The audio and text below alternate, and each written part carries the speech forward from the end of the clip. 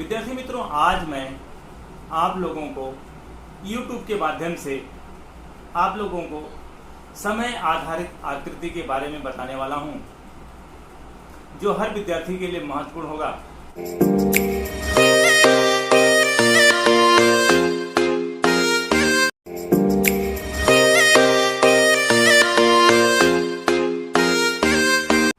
विद्यार्थी मित्रों, आप लोग बोर्ड पर देख रहे होंगे कि समय आधारित आकृति किस प्रकार से बनाते हैं। इसके पहले वाले वीडियो में मैं आलेख किसे कहते हैं, आकृति किसे कहते हैं, आकृति और आलेख का महत्व बता चुका हूं। दूसरे वीडियो में मैं आकृति और आलेख बनाते समय ध्यान देने योग्य बातें और आकृति के प्रकार, ये तीसरा वीडियो है पहले लेसन का, अर्थशास्त्र के लेसन नंबर 1 GSEB बोर्ड का, जो समय आधारित आकृति किस प्रकार से बनाते हैं, इसको आलेख पर कैसे दर्शाते हैं, इसके बारे में आप लोगों को जानकारी देने वाला हूं। तो और समय ना लेते हुए हम लोग अपने टॉपिक पे आते हैं कि समय आधारित आकृति किस प्रकार से बनाए और कैसे उसे अच्छी प्रकार से समझ सकते हैं। विद्यार्थी मित्रों, आप लोग हमारे चैनल में अगर नए होंगे तो हमारे चैनल को लाइक कीजिए, सब्सक्राइब कीजिए और दूसरों को शेयर कीजिए, जिससे आप लोगों को ये वीडियो बनाने के बाद आपके पास पहुंच सके। विद्यार्थी मित्रों, ये वीडियो थोड़ा अगर बड़ा हो जाता है तो आप लोग अंत तक देखिए, जिससे आप लोगों को पूरी जानकारी प्राप्त हो सके। आप लोग बोर्ड पर देख रहे होंगे, बोर्ड पर लिखा हुआ है समय आधारित रेखाकृति। तो सामान्य रूप से रेखाकृति दो चलों के बीच संबंध दर्शाती है। बच्चों, दो चल कौन कौन से होते हैं? एक मांग रेखा होती है, दूसरी होती है पूर्ति रेखा। दो चलों के बीच दो चल कौन कौन से होते हैं? स्वतंत्र चल और परतंत्र चल। आकृति में स्वतंत्र चल कौन कौन सा होता है? वर्ष, महीना, x अक्ष पर, और परतंत्र चल साक्षरता का प्रतिशत, जनसंख्या वृद्धि आदि y अक्ष पर दर्शाया जाता है। बच्चों, इस बात का ध्यान होना चाहिए हमको कि x अक्ष पे क्या दर्शाया जाता है और y अक्ष पे क्या दर्शाया जाता है। तो x अक्ष पर क्या दर्शाते हैं? स्वतंत्र चल, और y अक्ष पे क्या दर्शाया जाता है? y अक्ष पर परतंत्र चल होता है। परतंत्र चल में क्या होते हैं? साक्षरता का प्रतिशत, जनसंख्या वृद्धि, और स्वतंत्र चल में क्या होता है? वर्ष, महीना। इस बात का बच्चों आप लोगों को ध्यान देना बहुत जरूरी होता है। तो बच्चों, आकृति दो चलों के बीच, समय पर आधारित आकृति क्या होती है? दो चलों के बीच संबंध दर्शाती है। जैसा आप लोग बोर्ड पर देख रहे होंगे, दो चलों के बीच संबंध दर्शाती है, मांग रेखा और पूर्ति रेखा। तो अब हम शुरू करते हैं कि आलेख कैसे बनाते हैं। आप लोगों को वीडियो में मैंने बता चुका है, पिछले वाले वीडियो में, कि बच्चों हर समय स्केल माप, आकृति और आलेख बनाने के लिए किन बातों का ध्यान रखना चाहिए। तो आकृति और आलेख बनाते समय सबसे पहला पॉइंट क्या होता है? ऐसी आकृति बनाई जाए जो आपको अच्छी प्रकार से आता है। दूसरा क्या था? स्पष्ट होना चाहिए। तीसरा क्या था? निश्चित स्केल माप होना चाहिए। तो ये सब सारी चीजें जो 5-6 पॉइंट्स हैं, तो इस बात का ध्यान रखते हुए हमको आकृति और आलेख का निर्माण करना चाहिए। तो हमारा बनाना है, आकृति को बनाने के समय पर आधारित आकृति हम बनाते हैं पहली। तो बच्चों, सबसे पहले इसमें क्या देखते हैं? ये तालिका में दिया रहता है, आपके पास रहेगा। हर बार बोर्ड के एग्जाम में 5 नंबर के सवाल आते हैं। समय पर आधारित आकृति, 5 की स्तंभ आकृति। दूसरा होता है सरल स्तंभ आकृति, विभाजित स्तंभ आकृति। तो ऐसे कौन सी आकृति आप रखना चाहिए? तो सबसे पहले इसमें इस तालिका में देखते हैं सबसे बड़ा क्या है। आप लोगों को सबसे बड़ा दिखाई दे रहा होगा परतंत्र चल में 24.80, 21.64 है, 24.80, 24.66, 23.57 और 21.54, 17.64। तो सबसे बड़ा क्या है? आलेख में यही होना चाहिए। आलेख बहुत बड़ा भी नहीं होना चाहिए और आलेख बहुत छोटा भी नहीं होना चाहिए। बहुत बड़ा बना देंगे तो आलेख पर आएगा नहीं, और बहुत छोटा बना देंगे तो आपके लिए दिक्कत होगा। इसलिए सबसे पहला इसका स्केल माप देख लेते हैं। तो स्केल माप के लिए ज्यादा छोटा नहीं लेना है, स्केल माप यहां लिख देते हैं। स्केल माप, स्केल माप में क्या लिखा जाता है बच्चों? एक्स अक्ष पर,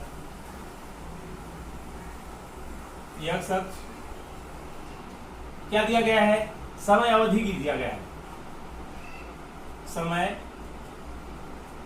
अवधि, समय अवधि जो दिया रहेगा उसको लिख देंगे। एक्स अक्ष समय अवधि है।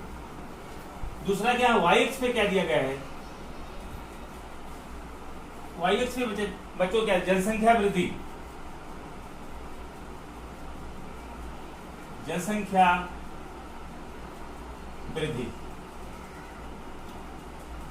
1 सेंटीमीटर बराबर 5 कितना ले लें? प्रतिशत में दिया गया, जनसंख्या वृद्धि दिया है प्रतिशत में, 5%। ये आपका हो गया स्केल माप। स्केल माप ऊपर भी लिख सकते हैं, सबसे नीचे भी लिख सकते हैं बच्चों। तो स्केल माप के लिए आप ऐसा आलेख बनाइए। सबसे पहला ऐसा आलेख बना दीजिए।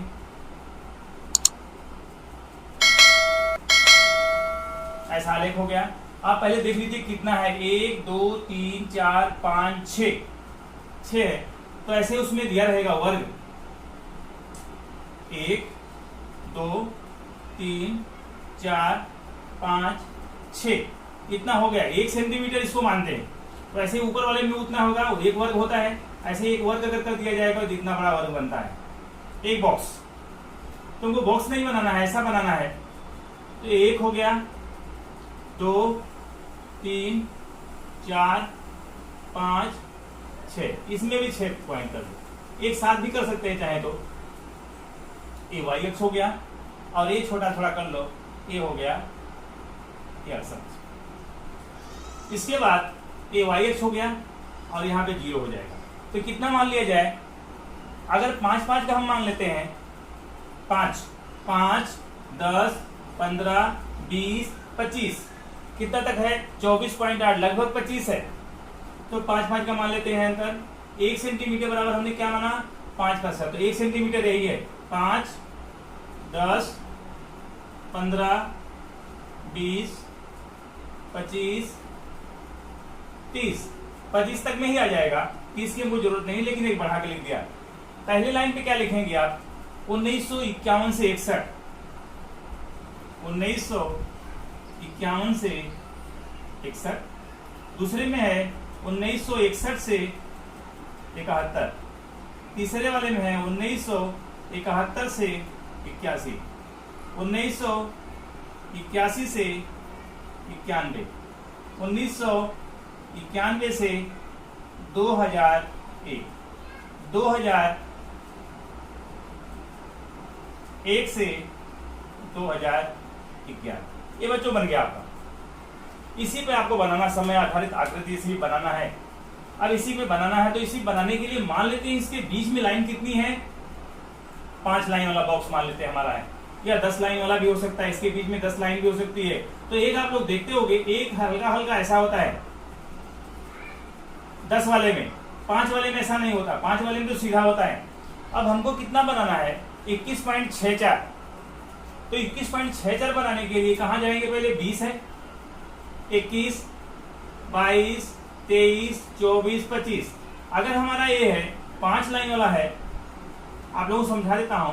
तो 20 हो गया, 21 22 23 24 25 हो गया। देखो ये 25, 21 22 23 24 25। अगर 1 सेंटीमीटर वाला में, 1 सेंटीमीटर में हमारा कितना है? 5 बॉक्स बने हुए हैं, 5 लाइन है छोटा वाला।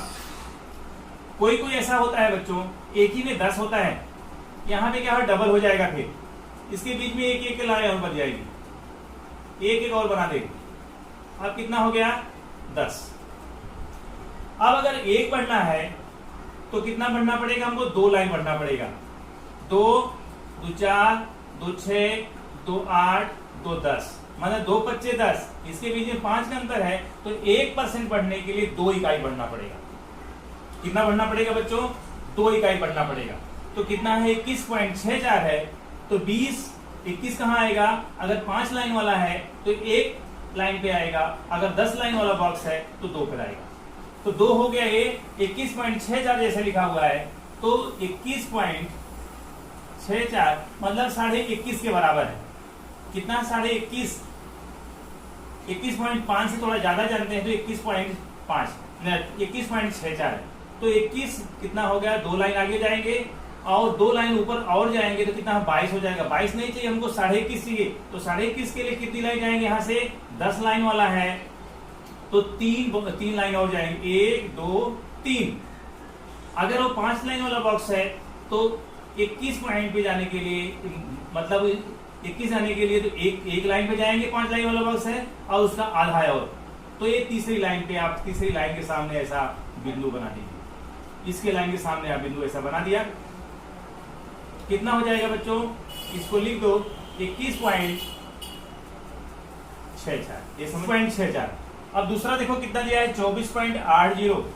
इस पे 24 जाने के लिए 24 कितना जाएगा, मतलब 2 चौक 8 लाइन, 24.80 मतलब 25 नहीं है, लगभग 25 के पास है। तो 25 के पास जाने के लिए 24.8 एक लाइन और उससे नीचे आ जाओ, थोड़ा सा उसके बीच में रहो, इसके बाद यहाँ पे आ जाएंगे, ये आ जाएगा। इसके सामने जाइए आप, आलेख पर बनाएंगे, ये आ गया आपका 24.80, ये भी हो गया। अब इसके बाद बच्चों 24.66 है, 24.66 देखो, 24.8 और 24.6 में ज्यादा अंतर नहीं होगा। कितना होगा उसमें? आलेख पेपर में हमको नहीं दिखेगा, बहुत कम अंतर, बहुत थोड़ा सा। तो यहां से देख लीजिए उतना ही लगभग है, थोड़ा सा पॉइंट में कमी करो बस, खाली हल्का सा। ये हो गया, तो 24 पॉइंट कितना हो गया? 6 हो गया, ये हो गया 24.6। फिर इसके बाद बच्चों कितना है? 23.87। 1981 से 91 में, 81 से 91 23.87 है। तो 23 कितना हो जाएगा? 20, 3 23 मतलब 6 लाइन, 1 2 3 4 5 6, या ऊपर से 4 कम कर दो, 10 लाइन वाला है तो। और अगर 5 लाइन वाला है तो ऊपर से कितना आएगा? 5 लाइन होगी तो 5 लाइन के लिए ऊपर से कितना? 2 लाइन और कम करो, 2 लाइन का मतलब 1.5 लाइन कम करो। और यहां से अगर 10 लाइन वाला है तो कितना करेंगे? 23 जाने के लिए 2 2 3 6, और एक 7वीं लाइन के नीचे ऐसा कर लेंगे। 7वीं लाइन के नीचे ऐसा आ जाइए आप, 7वीं लाइन 2 2 4 2 6 1 7, हमारा 10 वाला बॉक्स है तो ऐसे आ जाएंगे 10 लाइन। ये आपका आलेख पर ऐसे बन जाएगा। कितना हो गया बच्चों? 23.87, ये भी हो गया। इसके बाद 1991 से 2001 के बीच में 21.54। 21 क्या होगा बच्चों? 21 का मतलब 2 लाइन ऊपर 10 लाइन वाला बॉक्स हमारा है। 21.54 का मतलब 21.5 लगभग इसके बराबर, इस लाइन के बराबर, ये इसके सामने आ जाएगा 21.54। लास्ट वाला कितना है? 2001 से 2011 के बीच में कितना? 17.64 मतलब 17.5, 15 हो जाएगा। 15 2 17 मतलब 1 2 और 1 3 लाइन ऊपर जाएंगे तो तीसरी लाइन के सामने ऐसे आप बना दीजिए। तीसरी लाइन के सामने आप बना देंगे तो क्या हो जाएगी? इसके सामने आएगा और यहाँ ओके बच्चों, इसके सामने आएगा, ये आ गया 21 कितना हो गया? 17.66। अब इसको समय आधारित आकृति भी क्या बनाते हैं? इसको मिला देते हैं, स्केल से मिलाना आप लोग, हाथ से नहीं। इसको ऐसे मिला दीजिए आप, इसको ऐसे मिला दीजिए, इसको ऐसे मिला दीजिए, इसको ऐसे मिला दीजिए और इसको मिला देंगे ऐसे।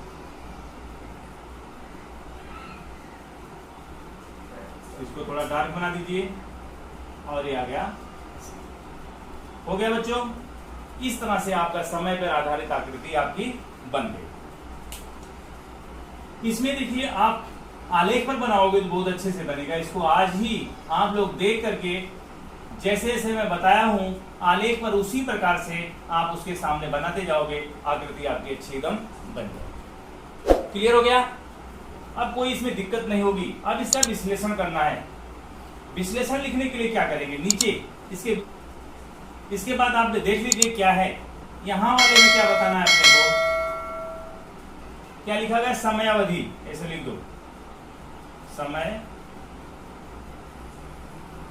इसको पहले लिखना, अभी मैंने बाद में लिखा है समयावधि। और यहां क्या बताया गया है बच्चों, जनसंख्या वृद्धि, ऐसे लिखना आप लोग।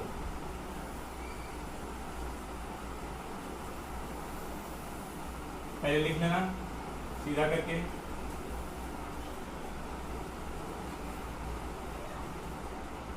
जनसंख्या वृद्धि किसमें है, प्रतिशत में है, ऐसे लिख देना। अब इसको मैं मिला करके आपको बताता हूं विश्लेषण। विश्लेषण कैसे लिखेंगे, इसको मिटा लेता हूं, ये आकृति आपको मिटा देता हूं यहां से, इसके बारे में विश्लेषण आपको बताता हूं।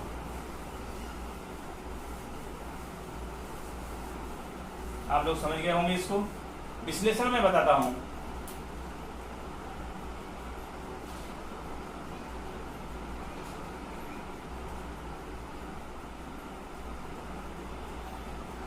आप दिख रहे हो एक्स अक्ष पे क्या दिया गया, समयावधि, और वाई अक्ष पे जनसंख्या वृद्धि दर्शाई गई है। एक्स अक्ष पर वर्ष और वाई अक्ष पर जनसंख्या वृद्धि।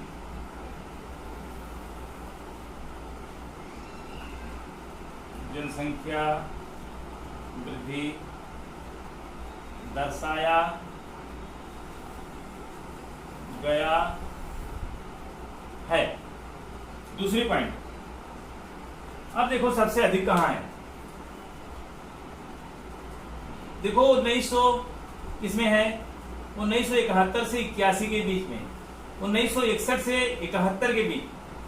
बच्चों दूसरी पॉइंट क्या है, दूसरी पॉइंट 1961 से 71 में जनसंख्या वृद्धि, 1961 से 71 में जनसंख्या वृद्धि कितना है, 24.80%, सबसे अधिक है, सबसे अधिक है। तीसरी पॉइंट आप जो देख लो, सबसे कम कहां है, 2001 से 2011 में, 2001 से 2011 में जनसंख्या वृद्धि कितना है बच्चों, 17.64%, सबसे कम है। ये भी हो गया। चौथी पॉइंट, अब देखो सबसे कम अंतर कहां पे है, 1961 से 71 और 71 से 81 के बीच। 1961 से 71 और 1971 से 81 के बीच जनसंख्या वृद्धि, जनसंख्या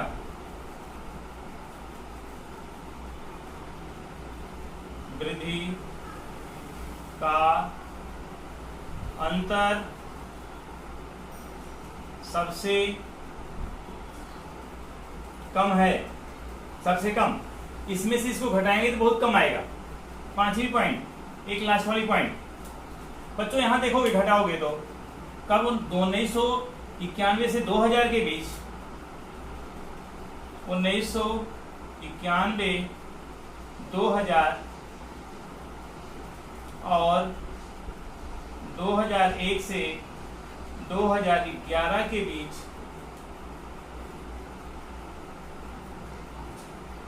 जनसंख्या वृद्धि का अंतर